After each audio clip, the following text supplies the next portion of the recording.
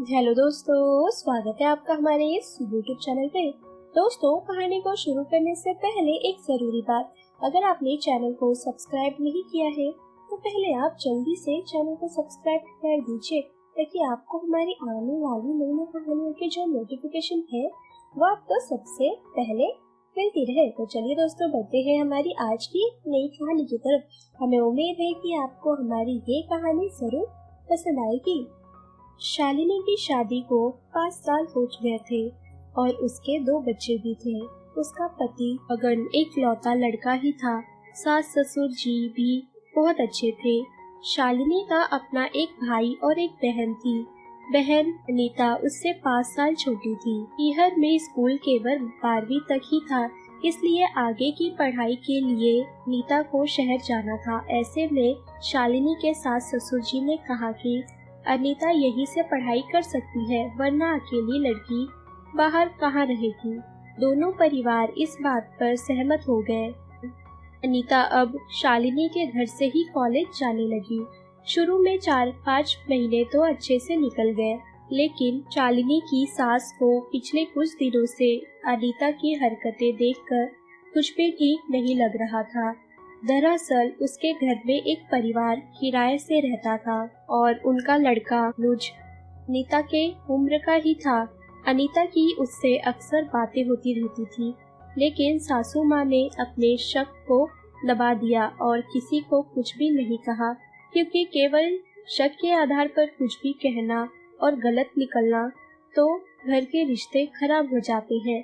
और शालिनी को भी यही लगता कि सासू माँ मेरी बहन पर इतना गंदा इल्जाम कैसे लगा सकती हैं।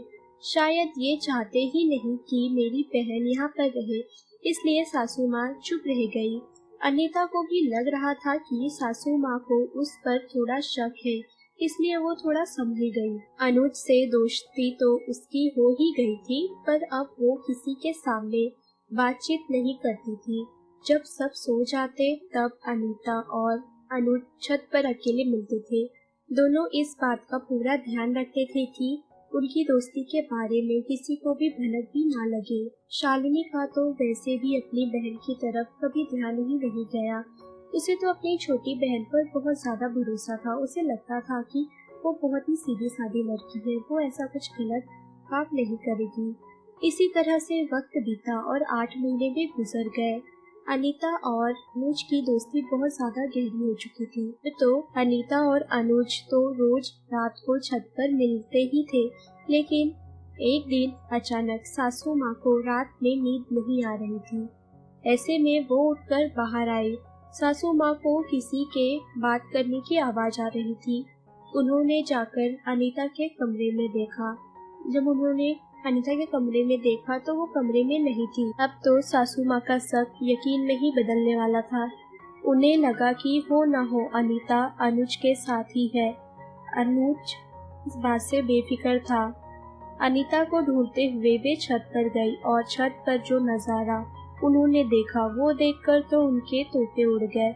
सासू माँ को देखते ही अनुज वहाँ से बिना कुछ बोले खिसक गया और अनीता तो सासू माँ को देखते ही सन्न हो गई। वो कुछ भी बोलने की स्थिति में नहीं थी, क्योंकि अब तो सारा सच उसके सामने आ चुका था और सफाई देने के लिए कुछ भी बचा ही नहीं था। सासू माँ चुपचाप नीचे चले गए। अनुज तो वहाँ से गायब हो चुका था और अनीता और सासू माँ अपने अपने कमरे में थे, लेकिन नींद दोनों को ही नहीं आई। सुबह जैसे ही सब उठे तो सासू माँ ने शालिनी को सब कुछ बताया।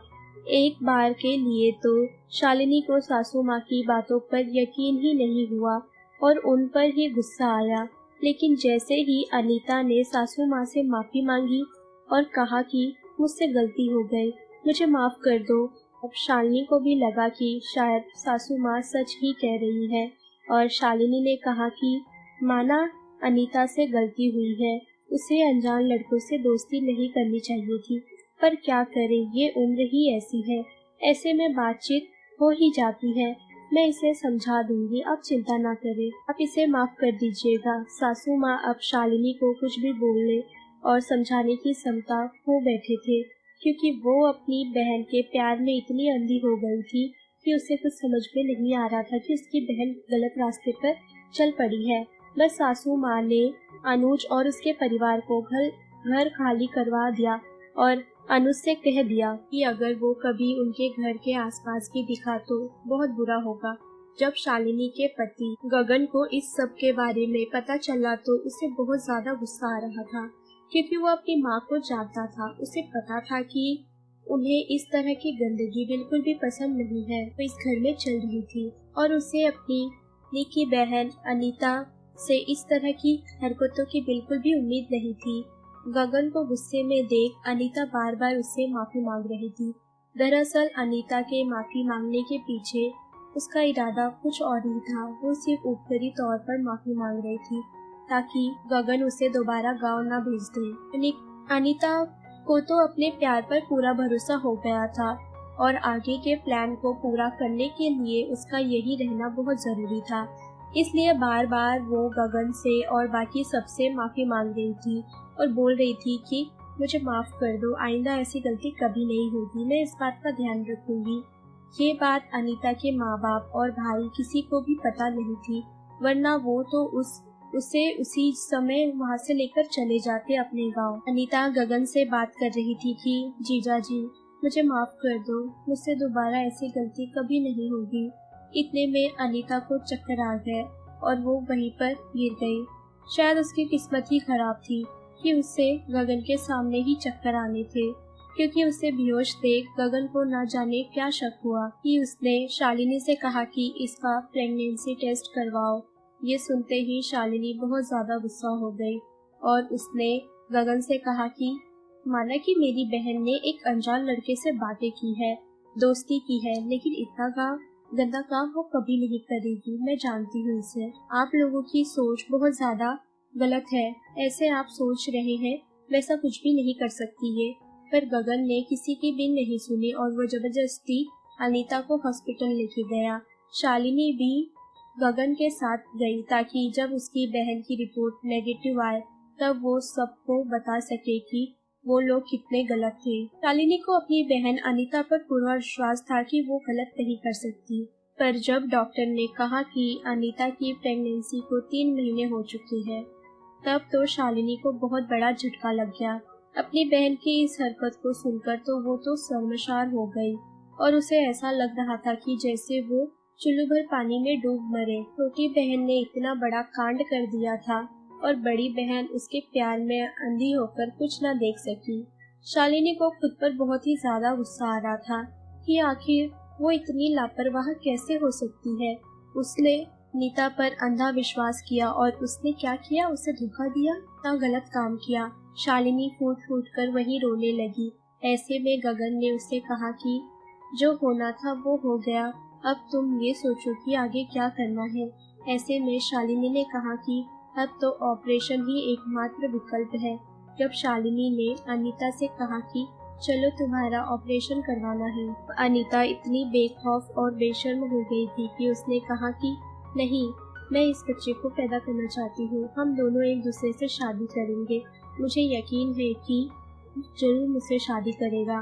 शालिनी ने अनीता को समझाने की बहुत कोशिश की, लेकिन अनीता नहीं मानी और अपनी बात पर वो अड़ी रही। ने ऑपरेशन भी नहीं करवाया। ऐसे में गगन अनीता को समझाने आया और उसने कहा कि देखो अनीता, तुम जो सब कुछ सोच रही हो वो बिल्कुल गलत है। वो लड़का 1 नंबर का आवारा है और वो तुमसे कोई प्यार व्यार नहीं करता है। इस बात पर तो अनीता तिलमिला उठी और गगन पर ही चिल्लाने लगी कि आप लोग चाहे जो कर लो, मैं अपने बच्चे को गिराना नहीं दूंगी। ऐसे में गगन अनीता से कहा कि तुम खुद अपनी इज्जत को इस तरह क्यों उछालना चाहती हो? इतना तेज चिल्लाकर तमाशा करने की आखिर क्या जरूरत है? तब अनीता ने कहा कि लोगों को भी तो पता चलना चाहिए कि आप सब मिलकर मेरा बच्चा गिराना चाहते हैं। अब तो गगन के सब्र का बांध टूट गया। उसने अनीता को खींचकर एक तमाचा जड़ दिया और जबरदस्ती उसका ऑपरेशन भी करवा दिया। अनीता बहुत रोई पीटी, लेकिन गगन ने उसकी एक भी नहीं सुनी। ऑपरेशन के बाद गगन ने अनीता को उसके गांव में जाकर छोड़ दिया। सारी बात उसके मम्मी पापा और भाई को भी पता चली तो वो सब भी बहुत ज्यादा शर्मिंदा हुए अनीता की इस हरकत पर और उन सब ने ससुराल वालों से बहुत माफी भी मांगी। इतना सब कुछ होने के बाद भी अनीता के सर से प्यार का भूत नहीं उतरा था। एक दिन सबसे छुप कर उसने अनुज को फोन भी लगाया और उससे कहा कि अनुज तुम आ जाओ यहाँ पर, हम भाग चलते हैं, हम शादी कर लेंगे भागकर। तुमसे बहुत प्यार करती हो और मुझे पता है कि तुम्हें मुझसे बहुत प्यार करते हो। फिर आज नहीं तो कल घर वाले मान ही जाएंगे जब हम शादी कर लेंगे। अनीता की बात कर अनुज हंसने लगा और कहा कि तुम पागल तो नहीं हो गई हो क्या? तुम्हारी तरह बहुत सारी गर्लफ्रेंड है मेरी। मैं क्या सबसे शादी करता फिरूं? ये रह गया है क्या मेरी जिंदगी में? ये सुनकर तो अनीता ने कहा कि तुमने तो मुझसे कहा था कि तुम मुझसे प्यार करते हो और मुझसे तुम शादी भी करोगे। मैंने तुम पर विश्वास करके खुद को सौंप दिया और अब तुम इस तरह की बातें कर रहे हो। मुझे पता है कि तुम मेरे परिवार वालों से डर रहे हो, लेकिन तुम्हें डरने की कोई जरूरत नहीं है। इसमें डरने की कोई भी बात नहीं है। शादी के बाद सब कुछ ठीक हो जाएगा। इस पर अनुज ने कहा कि डरता तो मैं तुमसे शादी करने से नहीं हूँ। ये बातें तो मैंने सिर्फ तुम्हें पटाने के लिए की थी। और इतना बोलकर उसने फोन भी रख दिया। अब तो अनीता चुपचाप वहीं बैठ गई और फूटकर रोने लगी। आखिर उसका दिल और भरोसा जो टूटा था, पर अब उसके पास कोई चारा भी नहीं था, क्योंकि ये सब उसका ही किया कराया था। उसने अपने हाथों से ही अपनी जिंदगी बर्बाद की थी। वो तो शुक्र था कि उसके जीजा जी का, जिन्होंने उसका ऑपरेशन करवाकर उसे बदनाम होने से भी बचा लिया। आखिरकार अनीता को अनुज की सारी सच्चाई पता चल ही गई कि वो कितना आवारा लड़का है। सभी लड़कियों के साथ इसी तरह की बातें करता है और उसे फंसा देता है। खैर जो कुछ भी हुआ, अनीता उससे बदल भी नहीं सकती थी, लेकिन अब आने वाले के लिए वो तैयार थी। आगे से वो ऐसी गलती अब दोबारा कभी नहीं करेगी। तो दोस्तों, ये थी हमारी आज की कहानी। अगर आपको हमारी ये कहानी पसंद आई हो तो कहानी को लाइक और शेयर करना ना भूलें दोस्तों, अगर अभी भी आपने चैनल को सब्सक्राइब नहीं किया है तो पहले आप जल्दी से चैनल को सब्सक्राइब कर दीजिए, ताकि आपको हमारी आने वाली नई नई नोटिफिकेशन जो है कहानियों की, वो आपको सबसे पहले मिलती रहे। तो चलिए दोस्तों, हम फिर मिलेंगे अपनी एक और नई कहानी के साथ।